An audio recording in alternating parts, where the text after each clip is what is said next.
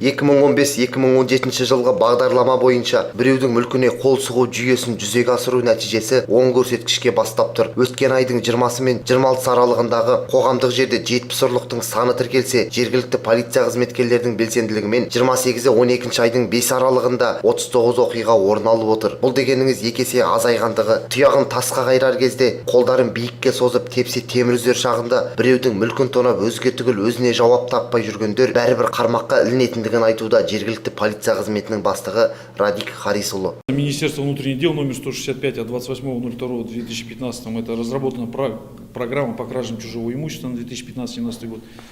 Местной полицейской службой города Семея была проделана работа, были развешаны буклеты в количестве 4799 штук и наглядная агитация.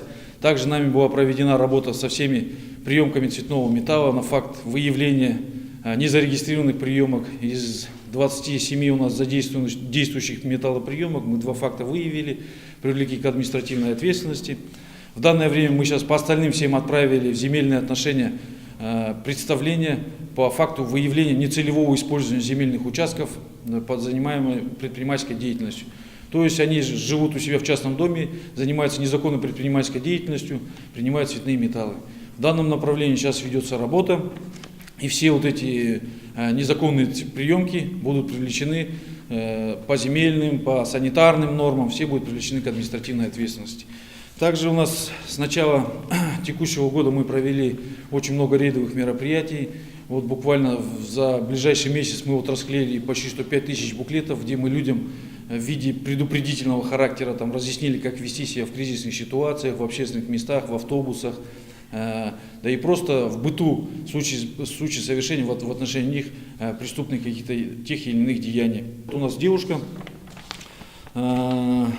ехавшая в автобусе номер 44 на поселке Кирпичном, села в автобус, обратила внимание на расклеенные буклеты на остановке в автобусе, обнаружилась, ехав с Кирпичного до Силикатного, смотрит на фотографию, рядом с ней сидит мужчина, обратила на него внимание, также на эту фотографию, проверила свои карманы, обнаружила пропажу кошелька, в котором находились деньги в сумме 90 тысяч тенге.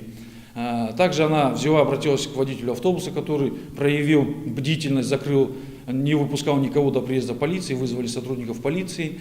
Мы провели там обыск в автобусе и обнаружили кошелек данной гражданки. Также был задержан гражданин, который у нас состоит как карманный вор. В данное время сейчас в отношении него производят следственные действия. Вот хотел бы всех граждан предупредить, вот как девушка сейчас дополнительно она выступит, расскажет, как это все произошло, чтобы люди соблюдали элементарные меры предосторожности.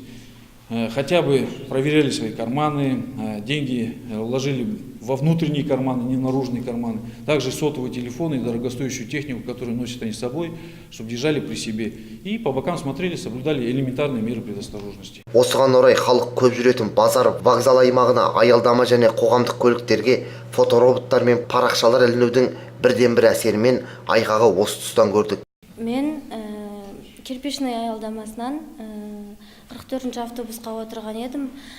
Жолда церковьқа келген кезде мен сумкамда кошелегім болды. Музыкальный аялдамасында уже кошелек болған жоқ. Күдіктендім, ол адамды мен суреттен көрген болатын, сол үшін күдіктендім. Сосын ешкімді түсірген жоқпыз. Сол жерде полиция шақырдым. Полиция тез арада келді. Келіп, ұрлық жасаған адамды тапты.